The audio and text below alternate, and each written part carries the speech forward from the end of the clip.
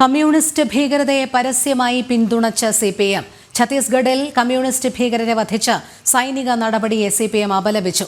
Communist ഭീകരരുമായി ചർച്ച നടത്താൻ കേന്ദ്ര സർക്കാർ തയ്യാറാകണമെന്ന് പോളിറ്റ് ബ്യൂറോ ആവശ്യപ്പെട്ടു. ഗൗതം അനന്തനാരായണൻ ചേരുന്നു. ഗൗതം, വളരെ വിചിത്രമായ ഒരു ആവശ്യവുമായാണ് സിപിഎം രംഗത്തെത്തിയിരിക്കുന്നത്. കമ്മ്യൂണിസ്റ്റ് ഭീകരതയെ പരസ്യമായി പിന്തുണയ്ക്കുന്നു എന്ന് മാത്രമല്ല, ഇവർക്കെതിരായ സൈനിക നടപടിയെ സിപിഎം അപലപിക്കുന്നു. അതോടൊപ്പം തന്നെ കേന്ദ്ര സർക്കാർ ഈ ഭീകരരുമായി ചർച്ചയ്ക്ക് തയ്യാറാകണം എന്നുള്ളൊരു വിചിത്ര വാദവും കൂടി അവർ ആവശ്യപ്പെടുന്നു. എങ്ങനെ കാണാം?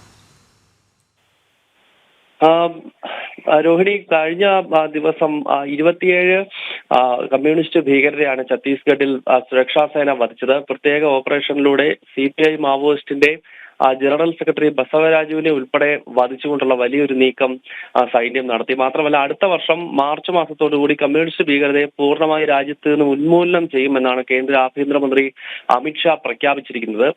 അതിനാൽ പ്രത്യേക ഓപ്പറേഷനുകൾ ഛത്തീസ്ഗഡ്, ജാർഖണ്ഡ്, ഒഡീഷ, ആന്ധ്രാപ്രദേശ്, മഹാരാഷ്ട്ര, തെലങ്കാന തുടങ്ങിയ സംസ്ഥാനങ്ങളിൽ നടക്കുന്നുണ്ട്. ഇപ്പോൾ ഇതിനെ വിമർശിച്ചുകൊണ്ടാണ് CPM-ന്റെ പോളിറ്റ് ബ്യൂറോ തന്നെ രംഗത്തെത്തിയിരിക്കുന്നത്. ഈ ഭീകരരുമായി ചർച്ച നടത്തുകയാണ് വേണ്ടത്, അല്ലാതെ ഇത്തരം എൻകൗണ്ടറുകളല്ല വേണ്ടത് എന്ന വിചിത്രമായ നിലപാട് CPIM മുന്നോട്ട് വെച്ചിരിക്കുന്നു.